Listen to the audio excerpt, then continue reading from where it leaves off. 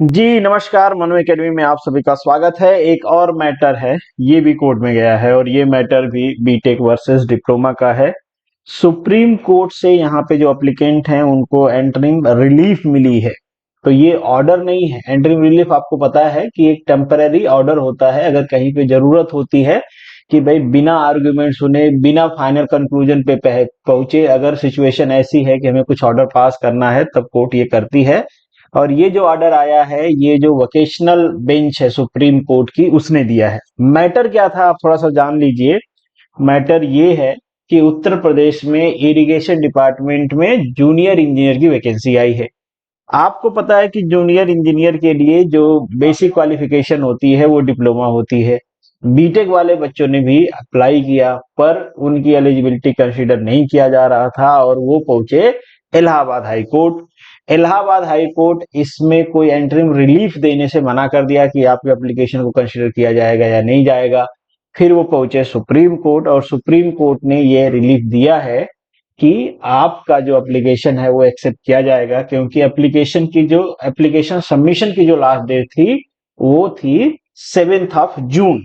ठीक है, पूरा मैटर आपको समझ में आ गया, पर थोड़ा सा आपको ये भी समझना है कि ऐसा कोर्ट ने किया क्यों, मतलब इस कंक्लूजन पे कोर्ट ने पहुंचा कैसे, या और ये रिलीफ क्यों दिया गया उनको, ये मैं आपको बताता हूं। और ये वो कोर्ट का ऑर्डर है, तब सुप्रीम कोर्ट का ऑर्डर है। यहाँ पे आप देख पाओगे ये एप्लीकेंट हैं और जो रिस्पोंडेंट हैं Uttar Pradesh subordinate staff service commission, जो जेई की वैकेंसी कराते हैं।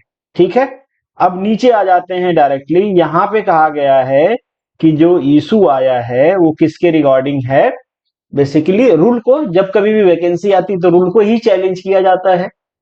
रूल को चैलेंज किया गया कि जो इरिगेशन डिपार्टमेंट का सर्विस रूल है 1992, उसका जो रूल नंबर 8 है, यहाँ पे क्वालिफिकेशन मेंशन किया गया है डिप्लोमा। ये बात बिल्कुल ठीक है, मैं आपको दिखा भी देता हूं। ये आपका सर्विस रूल है, इसका जो आपका रूल नंबर 8 है, यहाँ पे आ जाइए, यहाँ पे देख लीजिए जो क्वालिफिकेशन मेंशन किया गया है वो डिप्लोमा है। ये बात तो स्टैब्लिश हो गई कि डिप्लोमा चाहिए।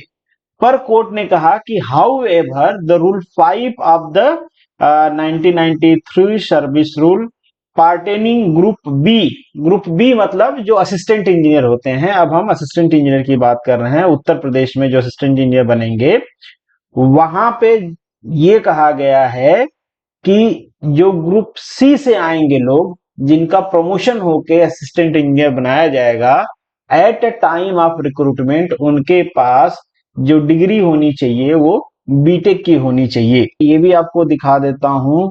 जो कोर्ट ने कहा कि सोर्स ऑफ रिक्रूटमेंट है, यहाँ पे प्रमोशन की बात किया गया है उन कैंडिडेट का जो as a junior engineer hired किए गए हैं, जो कि यहाँ पे मेंशन किया गया है सर्विस रूल 1993 का जो रूल नंबर 5 है। अब देख पाओगे ये रूल नंबर 5 है जो कि असिस्टेंट इंजीनियर के रिक्रूटमेंट के लिए बनाया गया है। पर यहाँ पे प्रमोशन की बात किया गया है कि उन सभी कैंडिडेट को जो डिप्लोमा से जूनियर इंजीनियर की पोस्ट पे हैं, उनका प्रमोशन कैसे किया जाएगा, from group C to group B as assistant engineer. तो यहाँ पे इन्होंने कैटेगरी बना रखा है और कुछ कैटेगरी में मेंशन किया गया है कि आपको कुछ पर्टिकुलर एक्सपीरियंस और आपके पास बी डिग्री होना चाहिए। जैसे कि यहाँ पे भी मेंशन किया गया है आपकी जो क्वालिफिकेशन है वो जूनियर इंजीनियर बैचलर डिग्री होना चाहिए, यहाँ पे भी मेंशन किया गया है बैचलर डिग्री होना चाहिए।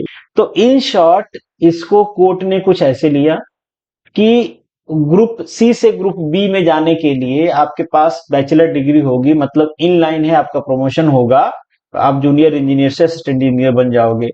पर एक बच्चा जो असिस्टेंट इंजीनियर बन सकता है, जिसके पास वो क्वालिफिकेशन है, वो जूनियर इंजीनियर नहीं बन सकता है। इसको कोर्ट ने माना कि ये जो रूल्स हैं ये विरोधाभासी हैं, जिसको यहाँ पे कहा भी गया है कोर्ट के द्वारा।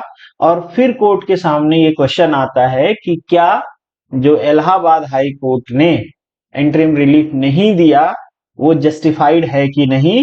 कोर्ट ने उसको जस्टिफाइड नहीं मानते हुए ये कहा कि चूंकि एप्लीकेशन की लास्ट डेट 7 जून 2024 है, इस वजह से जो रिस्पोंडेंट हैं जूनियर इंजीनियर के रिक्रूटमेंट में, इस केस में रिस्पोंडेंट कौन है, मैंने आपको दिखाया कि जो रिक्रूटिंग बॉडी है उनसे कहा गया कि आप उन सभी कैंडिडेट्स के एप्लीकेशन एक्सेप्ट करिए जिनके पास बी और बीटेक डिग्री है सिविल में, मतलब जूनियर इंजीनियर के लिए अभी सिविल में अगर आप बी बीटेक किए हो, पर्टिकुलर इस केस की हम बात कर रहे हैं, तो आप अप्लाई कर सकते हो जब तक कि फाइनल ऑर्डर या जजमेंट इस पर्टिकुलर केस में नहीं आ जाता है। तो आपको समझ में आ गई बात। नियरली जितने भी वैकेंसी आ रही हैं यूपी में, सारी वैकेंसी कहां पे चली जाती हैं? कोर्ट में चली जाती हैं। ये भी वैकेंसी कोर्ट में गई, अभी इस पे भी मैटर चलेगा। भले अभी कोर्ट ने एंटरिम रिलीफ दिया है, अब बीटेक वाले भी अप्लाई करेंगे, डिप्लोमा वाले भी करेंगे, कल को सिलेक्शन में प्रॉब्लम होगी, फिर से डिप्लोमा वाले कोर्ट जाएंगे या बीटेक वाले कोर्ट जाएंगे, तो आप समझ लो कि ये भी वैकेंसी लटकने वाली है। और ये बात सरकार के कान तक पहुंच चुकी है। इसी वजह से रिसेंट ट्वीट आप अगर देखोगे सीएम ऑफिस की, तो कई सारे ट्वीट हैं रिक्रूटमेंट को लेके। उसमें से एक ट्वीट आप देखो कि जो परीक्षाएं हैं उनकी जो आवश्यकता अनुसार जो भी प्रक्रिया है उसका फॉलोअप लिया जाएगा। पर एक पॉइंट यहाँ पे मेंशन किया गया है कि सभी विभागों द्वारा नियुक्ति के लिए अधियाचन भेजने से पूर्व नियमावली का सूक्ष्मता से परीक्षण कर लिया जाए। ये पाया गया है कि यूपी में बहुत सारे वैकेंसी में जो एडवर्टीजमेंट होता है वहां की क्राइटेरिया और जो नियमावली की क्राइटेरिया है उनमें कॉन्फ्लिक्ट होता है, जिसकी वजह से मैटर कोर्ट में चला जाता है और अल्टीमेटली उसकी सजा सरकार को भी इलेक्शन के रूप में भुगतनी पड़ती है। ऐसा गवर्नमेंट का मानना है, तभी गवर्नमेंट इन सारी चीजों को कंसीडर कर भी रही है। तो रिसेंटली जो इलेक्शन हुए हैं उसमें बीजेपी का लॉस हुआ है, तो आपने देखे ये जो ट्वीट मैंने उठाया है भी 3-4 दिन पहले का ट्वीट है, मतलब 4 जून के बाद का ट्वीट है। मतलब गवर्नमेंट भी इस पे ध्यान दे रही है।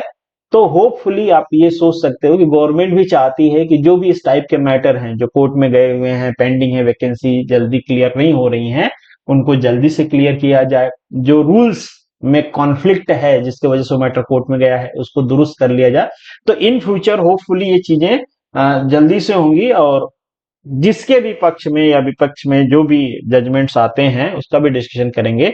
बाकी ये पूरा मैटर तो रिजॉल्व तभी होगा जब कोर्ट अपना जजमेंट देगी। और कोर्ट जजमेंट कब देगी? जब दोनों साइड का आर्गुमेंट सुनेगी, रूल्स रेगुलेशन देखेगी, उसके बाद जजमेंट आएगा। पर हाँ, अभी आप में से बीटेक वालों को भी, डिप्लोमा वालों को भी पूरा आत्मविश्वास होता है कि हम जीत रहे हैं। बाकी आपका पूरे मैटर पे क्या सोचना है कमेंट बॉक्स में लिख सकते हैं। चलिए मिलेंगे नेक्स्ट वीडियो में, तब तक के लिए all the best, good luck and जय हिंद।